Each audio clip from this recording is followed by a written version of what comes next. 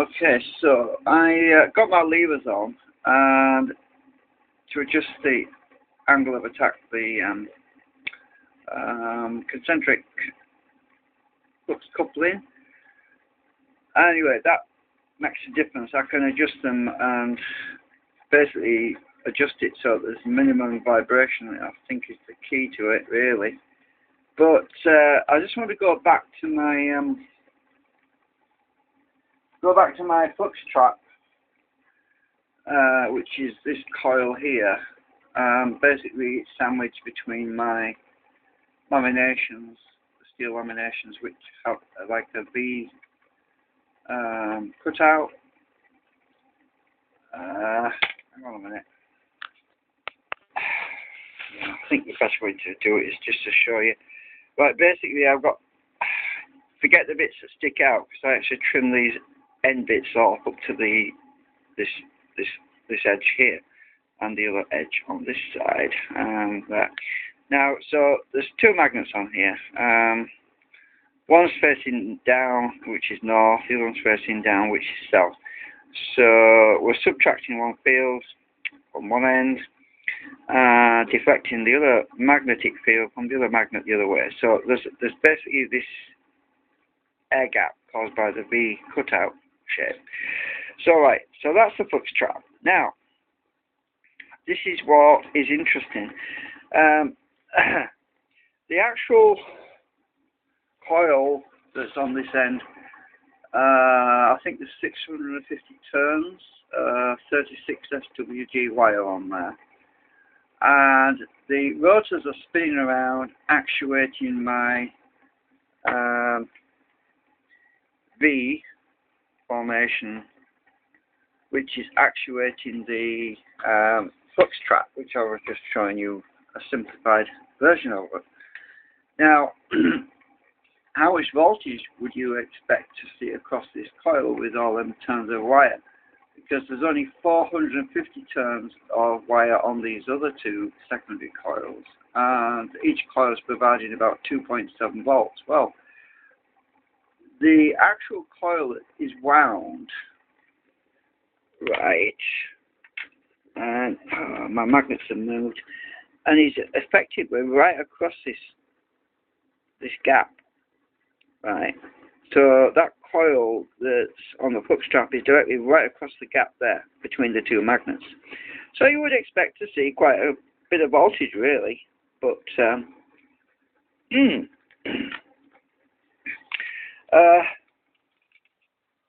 so let's go reading for that particular coil. Is at the bottom, the blue trace, and we're set to 500 millivolts on that trace, and we are, hang on, measure. Oh, I've lost my flipping readings for the, hang on a minute. I want, hang on, what is it?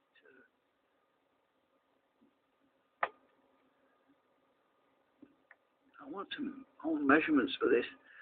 Damn it. So, I can't, hang on a minute. Right, sorry about that. I had to fiddle about with the knobs. Right, so basically what we've got on the blue trace is weird, to say the least. Period of 10 milliseconds, whereas the actual power on the other coil is 14 or 15 milliseconds. So we have some weird stuff going on there in that gap. Where am I? And the RMS is 260 millivolt, mean 20 millivolt. Right, so really, yeah, there is definitely weird shit going on in that air gap, that trap. Right, I've lost some of my settings at the top now. Right, so what was it I wanted up here? Oh, hang on. I want to go back to the top because I really am not interested in the frequency for that blue. I really want the channel 1. I just want I'll just stick maximum on there. So maximum 5 volt.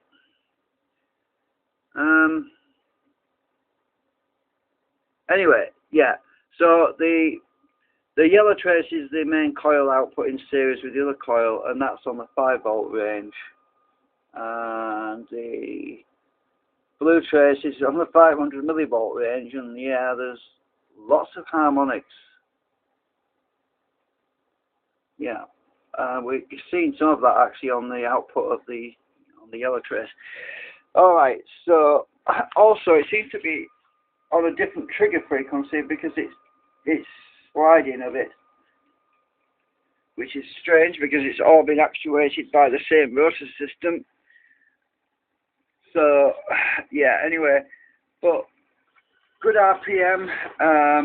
Voltage is actually, I'm telling you, voltage is actually climbing, but quite slowly because to be honest, I'm not drawing a lot of current out of this. We're actually, the supercapacitors have charged up to 7.11 volts right now, but that's through the boost.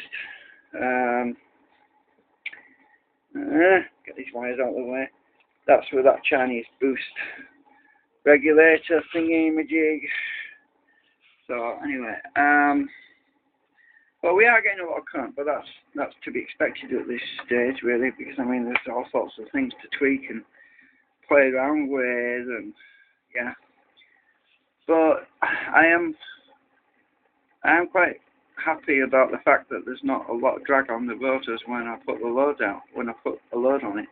Well, the main advantage of that is because obviously, if you don't have any slowdown, that means we're not having to put more power in to keep the thing running, and that also means that we can actually add more coils. I could effectively have another array of coils at the back there, for example, around the back of the other side of the rotors. And so instead of just having these 1, 2, 3, 4, well, there's actually 6 coils, but we'll ignore the coils for in the trap because they aren't really doing anything. So we could have another of the main coils. We could have we've got 4 basically of the main coils. We could have another 8 of those and another set at the back. So we could have even more voltage and more current coming out. And hopefully, if we're not seeing a significant drag or a slowdown on the RPM and no significant increase in power consumption, then we should, in theory, be able to get closer to having more voltage coming out and more current coming out than what we're putting in. But that's the theory anyway. But obviously, I would expect that there's probably going to be some monster hiding under the bed that's going to go and bite me in the ass when I get to that point. There's always some glitch or you know what I mean, gremlins, yeah.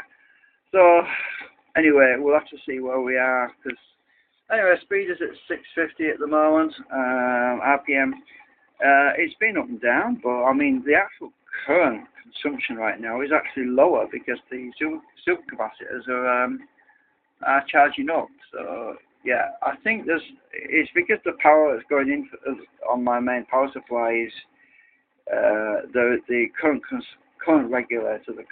It's not really constant current. It's a pretty old final power supply, and it used to use germanium transistors, and at some point I had to replace one of the transistors with silicon, so it tends to drift a bit now. It's not perfectly stable, but it's good enough for what we're doing on this.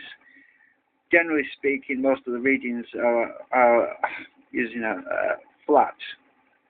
pretty flat baseline, if you know what I mean. So anyway, that's it for now. As I said, there's still more things to do. I've got to change these brackets.